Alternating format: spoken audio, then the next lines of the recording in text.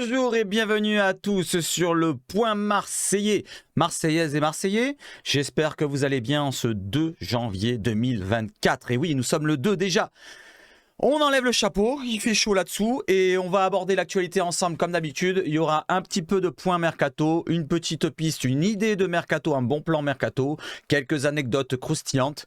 Et on y va tout de suite les amis avec l'introduction.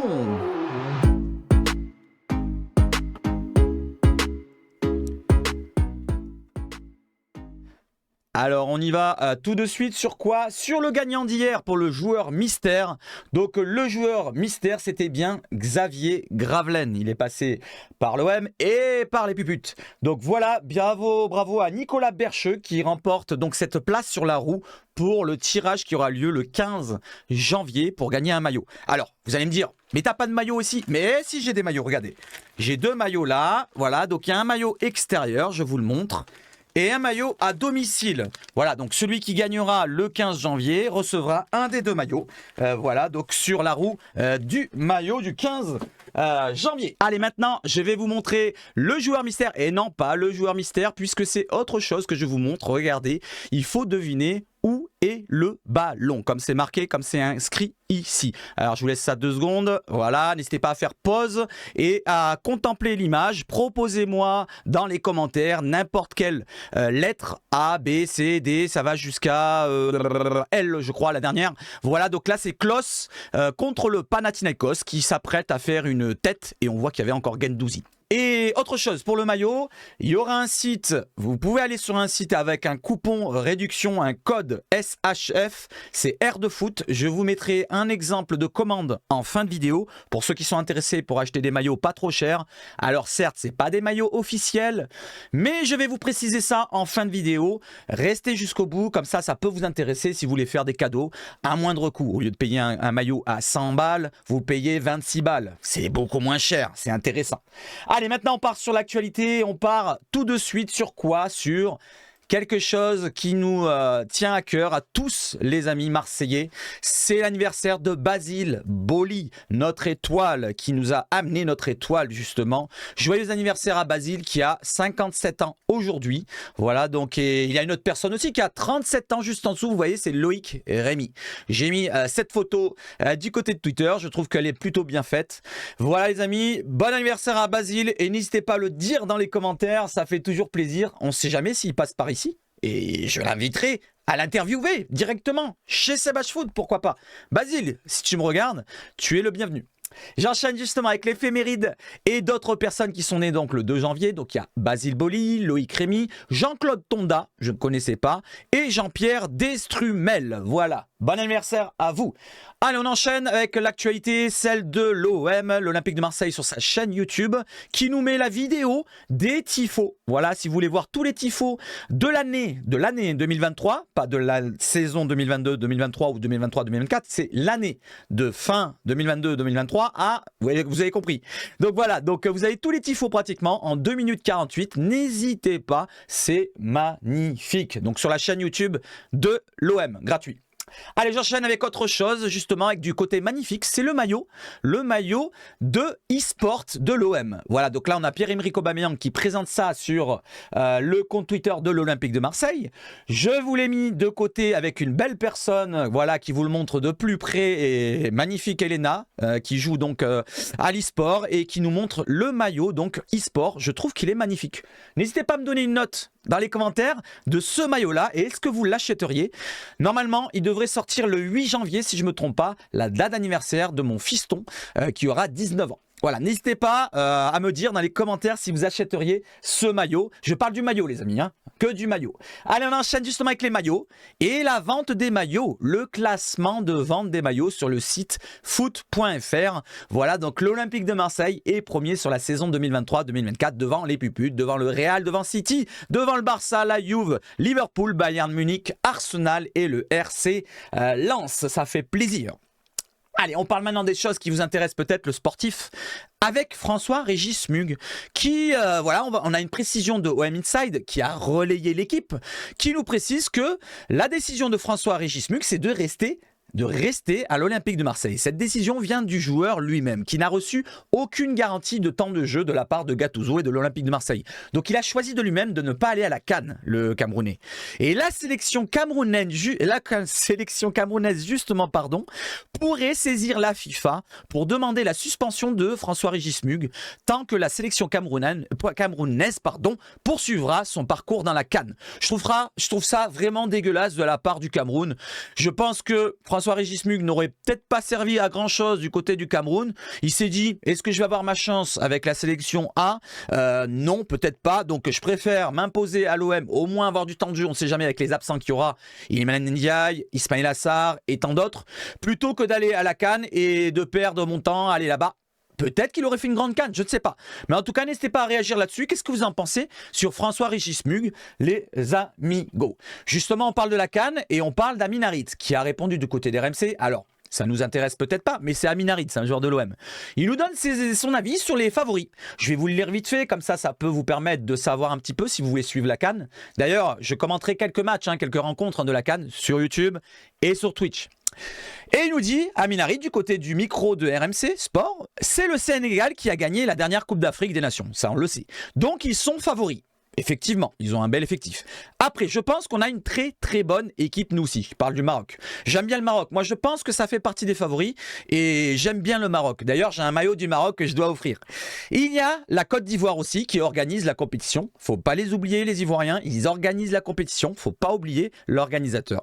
Il y a énormément de pays avec de la qualité. Je vais vous rajouter l'Égypte, qui est toujours sérieuse. L'Algérie, attention, outsider très sérieux. Et d'autres équipes qu'on peut oublier, mais qui sont toujours là aux aguets. Le Ghana, la Tunisie, pourquoi pas. Mais une CAN ne se gagne pas avec de la qualité. Il y a de l'abnégation, de la détermination et du mental. Ce sont ces choses-là qui vont faire la différence. Et je pense que ça se vaut, nous dit Amin Harit. Qu'est-ce que vous en pensez? N'hésitez pas à me donner vos favoris pour la CAN, même si c'est pas l'OM. N'hésitez pas quand même si ça vous intéresse. Allez, on va partir sur autre chose maintenant. On va partir sur l'Olympique de Marseille, bien sûr. On revient sur des joueurs. Alors, Pape Gueye, il est à la CAN. Bilal Nadir, non. Mais on a la précision, bien sûr, vous le savez peut-être. À partir du 1er janvier, ils peuvent signer où ils veulent. Pape Gueye, Bilal Nadir sont libres de signer où ils veulent à partir d'aujourd'hui. C'était le premier. Moi, je vous relais ça le 2, mais c'est pas grave. Il y a un autre joueur qui l'a oublié, le compte Info OM. C'est, je vous montre, regardez en jaune, je vous les ai mis là en avant, Simon Ngapan Twentenbu, qui a toujours pas prolongé. On voit les contrats, fin de contrat, 30 juin 2024. Donc les amis, je vous pose une question. Lequel vous ferait le plus de mal si il a été amené à partir cette saison en fin de saison? Voilà, qui restait pas l'OM. Est-ce que c'est Pape Gueye, Simon, ou alors Bilal Nadir? Parce que là, il y a un petit doute entre Bilal Nadir et Pape Gueye, à mon avis. Simon, on l'a pas encore vu. Attendons de le voir déjà sous nos couleurs de l'Olympique de Marseille. Allez, avant de parler un petit peu du vrai mercato qui nous intéresse, les recrues qu'on va avoir, je vais bifurquer sur une autre page et on y va tout de suite. On va sur la Provence et la Provence qui nous précise que Meïté aura sa chance, une carte à jouer pendant cette CAN. Et oui, il n'a pas été sélectionné avec la Côte d'Ivoire. Et je vous lis ça. Non retenu par la Côte d'Ivoire, c'est la Provence qui nous écrit ça, le jeune défenseur olympien de 22 ans regardera la CAN depuis Marseille, où il devra enchaîner les rencontres en l'absence de Chancel Mbemba, lui qui est avec la République démocratique du Congo, l'occasion de montrer l'étendue de son potentiel. C'est vrai qu'on ne l'a pas encore vu sur la durée, à notre cher Baïmo Meïté. Derrière, je vous ai encadré ce qui est important. Si vous avez le temps de lire, n'hésitez pas, sinon je vous le lis. Gattuso apprécie son implication. Et pourquoi pas, dès dimanche contre Thionville, on devrait peut-être le voir. Sûrement, je pense. Derrière, pour le recruter l'été dernier, ça je ne savais pas, je ne sais pas si ça avait été relayé ça, l'OM a ficelé un prépayant, ça on le savait, de 1 million d'euros, assorti d'une option d'achat. Alors je ne savais pas s'il y avait le montant, mais c'est 10,5 millions d'euros quand même pour le montant. L'OM devra débourser 10,5 millions d'euros pour le montant. En plus des 1 million, ou 100, je ne sais pas, mais en tout cas, ça fait une belle somme. Que ce soit avec ou sans, ça ferait 10 millions et demi ou 11 millions et demi. Obligatoire en cas de maintien. Donc, quoi qu'il arrive, l'OM va sûrement se maintenir, j'espère, je touche du bois. Et on devra payer cette somme-là pour recruter donc Baïmo Meïté du côté de Lorient. Parce que là, il est en prêt, n'oubliez pas, jusqu'à la fin de saison. Derrière, on a une autre note. C'est un collègue, je crois. C'est l'entourage qui nous dit qu'il est pleinement concentré sur l'OM. Il fait preuve d'une sagesse et de détermination en attendant son tour. C'est un proche de Baïmo Meïté. Autre chose, il y a le programme que vous avez encadré. Alors, je vais vous énumérer vite fait les matchs. Il y a Thionville ce dimanche, je le commenterai pour vous. Il y aura vendredi 12 le match contre Strasbourg au Vélodrome. Il y aura le match au Vélodrome encore contre Monaco le 27 janvier. Et après, on passera à février. On verra ça, on verra ça, on verra ça. Si vous voulez voir, vous faites pause et vous revenez dessus. Alors, avant de partir sur le vrai mercato, les amis, petite anecdote plutôt croustillante. Ça va vous plaire, c'est sur les anciens joueurs de l'OM. Regardez, je vous montre vite fait, c'est l'équipe qui nous fait un petit dossier sur les joueurs méchants, affreux. Donc, les joueurs qui faisaient des fautes, des cartons rouges décidés à des blessures sur les autres joueurs. Et le top 1, c'est qui? C'est Carlos Moser. Alors, le jury, il est pas vraiment conséquent, c'est juste des anciens joueurs et quelques abonnés, comme ils disent l'équipe. Et là, le top 5, vous l'avez sous les yeux, c'est Carles Moser avec 27 votes peut-être, et Bruno Boissier, je connais pas trop, bref, Domenech qui est 3e, et Basile Boli aussi 4e. Donc on a 3 Marseillais, parce que Cyril Roll il a joué à l'OM aussi, il est juste en dessous 5e, 3 Marseillais dans les 5 premiers, dans les top 5 des joueurs les plus méchants, les affreux. Ça fait plaisir, au moins on a un top 5. Autre chose, sur le même dossier, voilà, je vous ai entouré quelques anecdotes qui sont croustillantes, vous les avez jamais entendues peut-être. Allez, je vous lis ça. Donc là on a Carlos Moser ici avec l'OM contre le Sparta Prague en novembre 91 sur la photo. Mais je vous lis plutôt ce qui a marqué en haut à droite. Ça concerne Carlos Moser. Viril, mais... Oui, ah oui, pardon, excusez-moi. En France, les gens disent que j'étais un boucher. C'est Moser qui nous parle. J'intervenais parfois de façon, disons, spectaculaire. C'est un peu réducteur, non? Boli et moi, comme Casoni ou Dimeco, nous devions protéger nos joueurs techniques. Abedi Pelé, Waddle, Papin. Nous étions des joueurs virils. Nous cherchions à intimider l'adversaire. Et oui, on faisait peur à l'époque. À l'époque, c'est pas on se faisait la bise dans les couloirs. Non, c'est pas la bise. On était un peu plus dur. Attention, on cherchait toujours à toucher le ballon en premier. Mais on arrivait à grande vitesse dans les duels et le contact devenait inévitable. Avec l'engagement, ça pouvait paraître violent, nous dit Carlos Moser. Cela dit, il a même rajouté sur une autre interview qu'il n'avait jamais blessé personne. Et justement en dessous, regardez ce que dit Yannick Stopira. Je vous lis ça. 1 an sans jouer. J'ai lu les propos de Carlos Moser, nous dit Yannick Stopira. Il disait qu'il n'avait jamais blessé quelqu'un. Qu'ils ne disent pas ça. Moi, je suis resté 1 an sans jouer à cause de lui. Ça me fait rire. Sur un match, je lui ai pété une arcade. Donc, c'est Yannick Stopira qui a commencé. Donc, faut pas se plaindre après. Je n'aurais pas dû. Il a mis les crampons sur une cuisse et ça a pété. Ensuite, je ne pouvais plus aller aussi vite. Il était beaucoup dans l'intimidation alors que c'était un bon footeux. En parlant de Carlos Moser qui avait de la qualité. C'était pas qu'un sauvage, un méchant comme ils disent, un agressif. Non, ce n'était pas que ça, Basile Boli. J'allais dire Basile Boli, pareil. Plutôt Carlos Moser. Quoique Carlos Moser, il était encore plus plaisant, moi je pense, dans le jeu. Ça, c'est mon avis. Autre chose, d'autres anecdotes avec d'autres joueurs marseillais, bien sûr. Alors, là, il y a Philippe Farjon qui nous parle de Basile Boli, justement. La semelle du tunnel. Comme Basile Boli avait essayé de m'attraper pendant tout le match, j'avais tenté en vain de lui mettre une belle semelle à la fin, nous dit Farjon. Au retour, Didier Kouekou, directeur sportif de Bordeaux, part en courant dans le tunnel de Chabannes, balance un coup de pied à Boli, revient en courant vers moi et il me dit « Tu ne vois, c'est pas si difficile de mettre un coup à Boli. » Ouais, mais il s'est échappé direct. Ça, je dirais qu'il a fait à la sournoise, le petit Didier Kouekou. Voilà, il a mis un coup. Kouekou, mais c'est un petit peu la sournoise, je trouve. Derrière, on a la dernière anecdote, c'est Roland Courbis. Celle-là, vous l'avez vécu. Moi, je l'ai vécu, je me rappelle, j'étais jeune, j'avais 18 ans déjà, 17 ans, 18 ans. C'est Patrick Blondeau. Patrick ou Patrice, je sais plus. Bon, bref. À la fin de la demi-finale retour de C3 de l'OM à Bologne, c'était le 20 avril 1999, quand on fait une finale juste après contre Parme, qu'on perd, 3-0. Dugarry, après, voilà, donc il y a eu un problème avec un accrochage entre un Italien et Dugarry. Après, c'est très vite parti en vrille. Au coup de sifflet final, Patrick Blondeau a essayé de mettre un coup de boule à un flic casqué. Voilà, il y avait les CRS qui étaient tout autour, italiens. Je sais plus comment on appelle les CRS italiens. Tout le monde était dans un état second, nous dit Roland Courbis. Là, je me rappelle, ça m'avait plu, ce passage. Je sais pas si ça vous a plu. Et tiens, voilà, on va terminer avec cela, avec les anecdotes. N'hésitez pas à me sortir une anecdote que vous avez vécue dans votre carrière, dans votre suivi de l'OM. Ça me plairait d'en savoir plus. Allez, on passe sur l'actu qui nous intéresse, le mercato. Allez, on a Massili Actu qui nous relaie une information sortant de Santi JFM, c'est un qui travaille du côté de Foot Mercato et qui nous dit que l'OM cible de bons joueurs pour le mercato hivernal. Aucun n'est sorti dans la presse pour l'instant, mais dur à réaliser dû au manque de finances du club. C'est Foot Mercato qui dit ça, hein. Voilà. Allez, je vous relaye maintenant les informations et les rumeurs. Alors, on a toujours la piste. on a toujours la piste. Mohamed Amoura, l'Algérien qui est parti à la CAN. Donc on va faire sa fiche Transfermarkt pour se rappeler un petit peu le dossier. L'OM suit bel et bien Mohamed Amoura. Merci BOM pour relayer. Arsenal, Liverpool et Milan suivent aussi le joueur, selon Foot Mercato.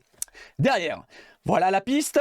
Ah, Mohamed Amoura, voilà, donc vous l'avez devant, 23 ans, algérien, 1m70, c'est petit joueur, petit gabarit, attaquant qui va très vite, voilà, ça ressemble à Walbena quand il court, les petites jambes.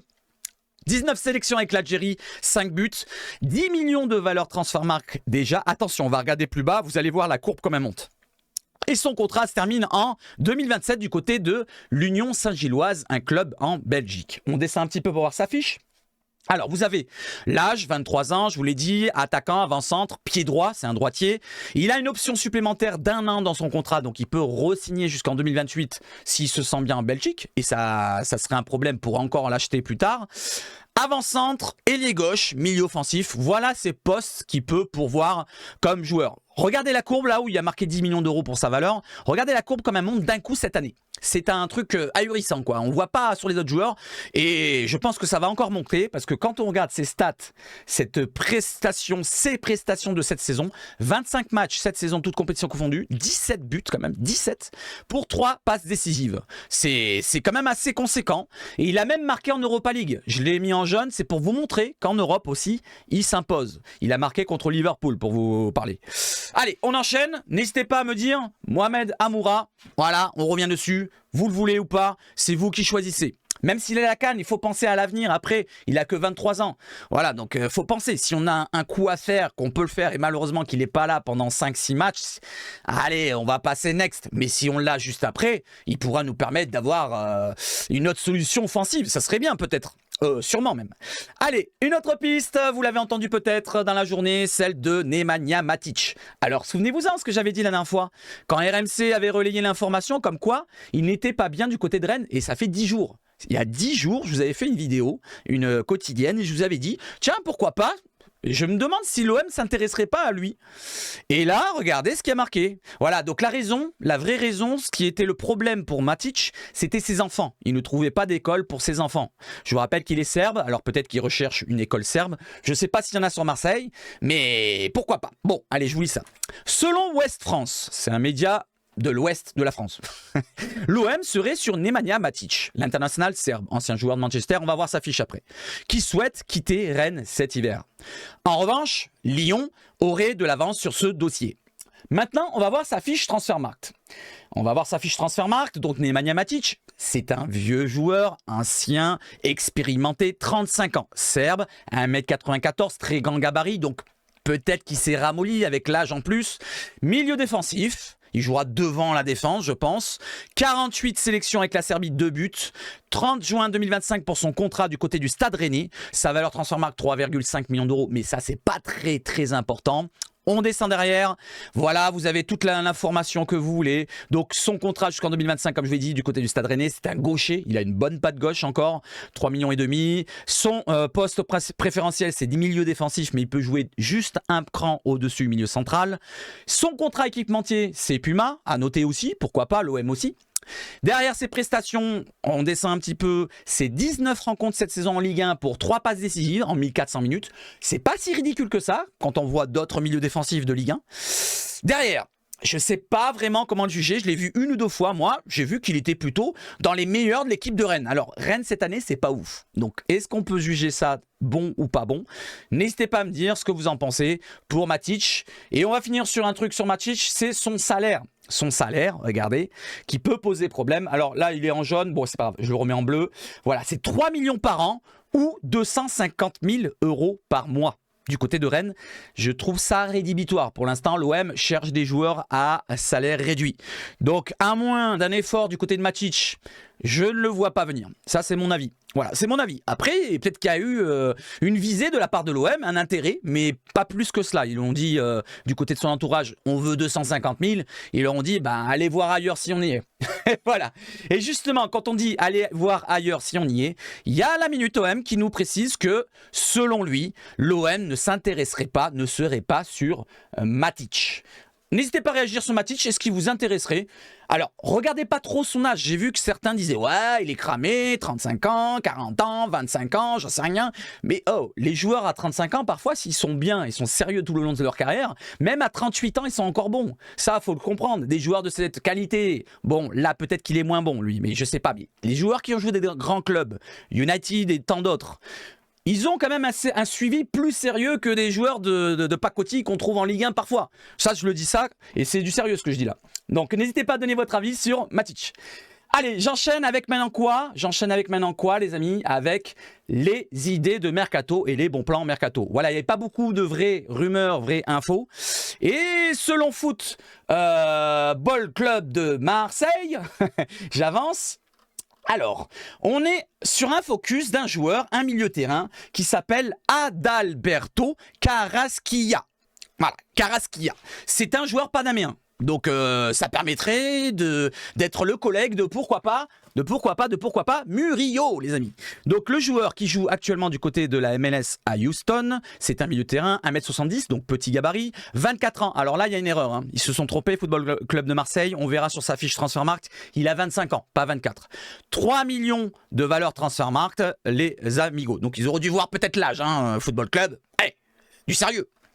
Allez, on continue et je vous lis justement la réponse et l'avis de celui qui l'a proposé. C'est Pierre Gerbeau, je l'avais reçu sur la chaîne, si vous voulez voir l'interview qu'on a fait, l'entretien ensemble, c'était lors du mercato d'été qui est passé, oui. Pourquoi pas le recontacter pour se faire encore un petit entretien, si ça vous intéresse. N'hésitez pas à me dire, ouais, invite Pierre Gerbeau qui donne son avis sur des joueurs sud-américains, parce que lui, il vit en Colombie et il s'y connaît en football sud-américain. N'hésitez pas à me dire, si j'invite, pourquoi pas Pierre Gerbeau. Pierre Gerbeau, si tu me regardes, fais-moi un petit pouce. Un milieu de terrain évalué à 7 millions d'euros. Alors, notre confrère, Pierre Gerbeau, voilà, a coché le nom de cet international panaméen, coéquipier donc de Murillo avec la sélection du Panama. Mon deuxième bon plan, nous dit Pierre Gerbeau, parce qu'ils avaient proposé un autre joueur, mais qui était blessé, on l'avait vu la dernière fois. En MLS, c'est Coco Carrasquilla. Coco. On l'a souvent pesté à raison suite au départ de Matteo Guendouzi. Voilà, il nous parle de Guendouzi. Adalberto Carrasquilla, mais tout le monde l'appelle Coco. Ça serait une bonne pioche au milieu. International panaméen et excellent pour remplacer Guendouzi, même capillairement, parce qu'il a un petit peu les cheveux, vous verrez après. Mais surtout dans son activité sur le terrain. Il ne joue pas dans un milieu à 3 à Houston.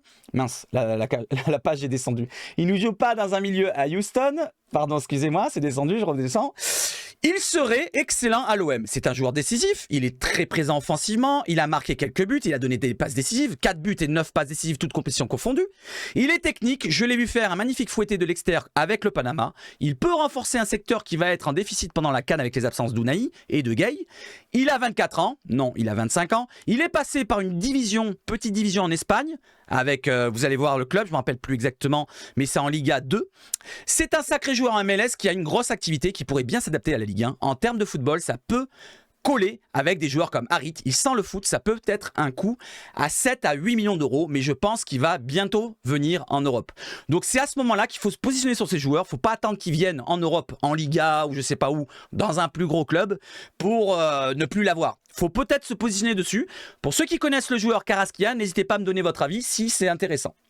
On va sur sa fiche et vous voyez en haut là Adalberto Carrasquilla qui a bien 25 ans. Il est né le 28 novembre 1998, 1m70, oui exactement, milieu central, panaméen, 52 sélections avec le Panama, c'est déjà pas mal. 2 buts, 4,5 millions de valeur Transfermarkt, le contrat jusqu'en 31 décembre 2024 du côté de Houston. Cette saison, on va voir la prestation après. On va voir d'abord son poste, excusez-moi. Poste principal, milieu central, un petit peu comme Guendouzi. Milieu défensif ou milieu droit, il peut dépanner aussi. Son contrat de 31-2024, sa valeur, vous voyez, ça monte maintenant. Ça commence à monter maintenant, regardez la courbe. Donc c'est peut-être le moment d'investir là-dessus, pourquoi pas. Pourquoi pas. Après, il y a le 1m70, à voir s'il a un gros coffre. Et là, je vois qu'il a l'air pas si frêle que ça. Ça va, il a l'air rempli sous son maillot. C'est pas un joueur tout baguette. Donc, on va descendre un petit peu sur ses prestations. Alors, le club, c'était Cartagena. Regardez au-dessus, je l'ai mis en jaune. C'était Cartagena en Liga B. en Ligue AB, en Ligue A2. Voilà, il a été prêté du Panama, le club de Toro, au Cartagena. Il est revenu. Ensuite, Cartagena l'a acheté pour 300 000 €. Ensuite, Houston a racheté le joueur pour... non, d'abord un prêt. Et après, ils l'ont acheté à la fin 1,82 million d'euros. Vous voyez tout en haut. Voilà. Sinon, ses prestations en MLS, je vous ai mis le total. Hein. C'est 67 matchs, 6 buts et 9 passes décisives. Cette dernière saison, je peux vous la montrer, les amis. Regardez, je vous la montre vite fait. La dernière saison, c'est la saison d'avant parce que cette saison, elle n'a pas encore commencé, je crois, si je ne me trompe pas. 38 matchs, 4 buts et 9 passes décisives. Ça ressemble un petit peu à Guendouzi, c'est vrai, dans les stats, juste dans les stats. Après, le profil, je ne connais pas. Je n'ai pas vu encore jouer. Le poste, ça ressemble un petit peu, si on regarde bien, il peut jouer milieu central, un peu dépanné sur le côté droit, voire un cran au-dessus.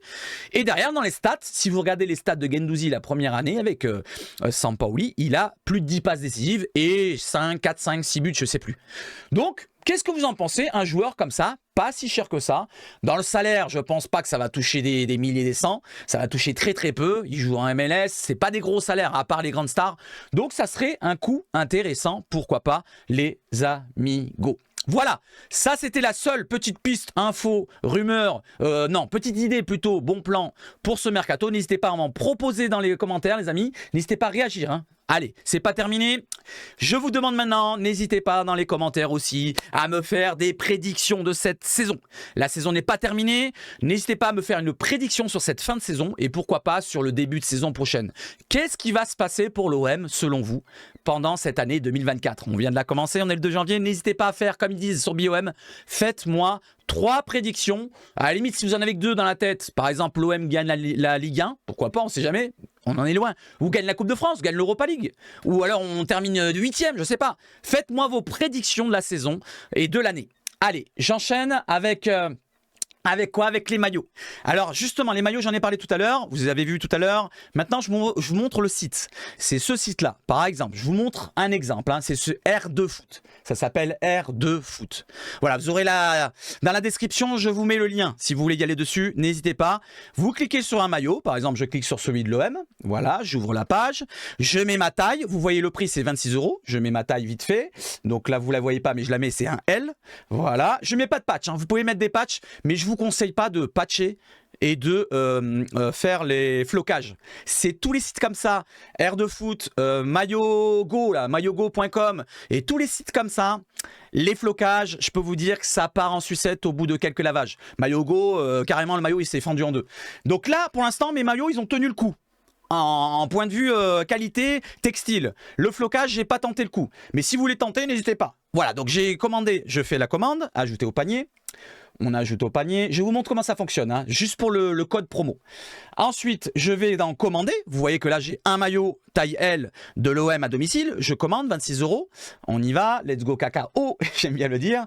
Donc là, vous avez toutes vos coordonnées à rentrer. Prénom, nom, adresse, mail, adresse physique, code postal, pays et téléphone. Si vous voulez être joint, on ne sait jamais s'il y a un souci. Voilà, n'hésitez pas à mettre tous vos coordonnées. Ensuite, la méthode d'expédition, très important, c'est la livraison. Elle est payante, c'est normal, ça vient de loin. Vous avez 10 € pour 2 semaines jusqu'à 25 jours. Voilà, normalement, c'est dans ces eaux-là. J'ai toujours reçu les commandes dans ces eaux-là. Les 10 à 15 jours, c'est pour 15 € et pour une semaine à 12 jours, c'est 18 €. Je vous conseille, ne soyez pas pressés, prenez celui à 10 €. Vous cliquez là, vous mettez votre méthode de paiement, PayPal ou Visa, et vous descendez dans, bon, les numéros de carte, je ne vais pas vous le dire, et vous descendez dans code de réduction ici, et vous rentrez SHF en majuscule, comme ça, SHF. Vous soumettez, regardez, le prix va baisser en bas. OK. Le prix va baisser en bas. Voilà, on est passé à moins 2,60 €. Donc, au lieu de 26, on paye un peu moins, donc 2,60 € de moins. Il y a la livraison qui reste payante. Donc, le prix passe à 33 au lieu de 35 ou 36 pratiquement. Vous confirmez votre commande et normalement, tout est emballé et c'est pesé. Voilà les amis, n'hésitez pas à commander, ça permet de m'envoyer des maillots gratuitement et de vous les offrir de temps en temps. Allez, on va maintenant sur autre chose. Voilà, je vous ai fait plaisir là. Maintenant, un autre petit plaisir, ça c'est pour ceux qui veulent rester jusqu'au bout du bout du bout. Là, c'est un petit truc croustillant qui peut faire plaisir dans pas longtemps si ça se concrétise. J'espère, parce qu'au bout d'un moment, ça nous pète les glaouis. Alors, c'est quoi? Ça concerne les puputes. Alors, si ça vous intéresse pas, partez maintenant. Mais sinon...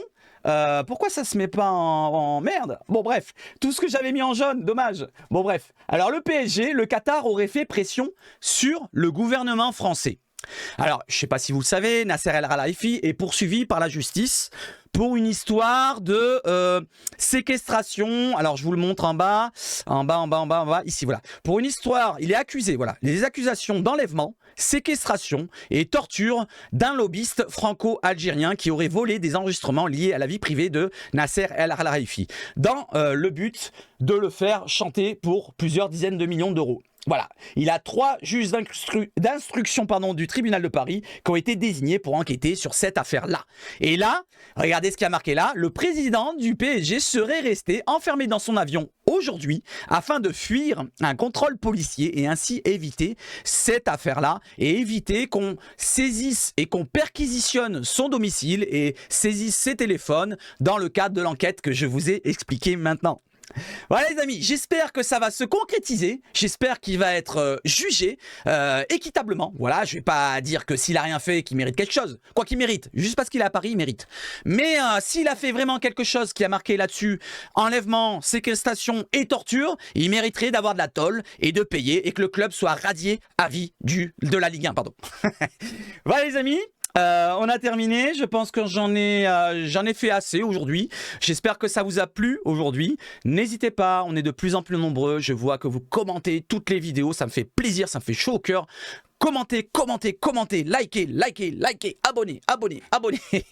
Voilà, je vous énerve un petit peu sur cela, mais c'est très important qu'on continue, qu'on grandisse, qu'on ait une grosse communauté ensemble et que je vous offre des choses à chaque fois que je peux le faire. Merci à vous d'avoir suivi la vidéo jusqu'au bout. Vive le foot chez Sabach Foot. Et surtout, à demain. Et surtout, allez l'OM les amis. Allez l'OM!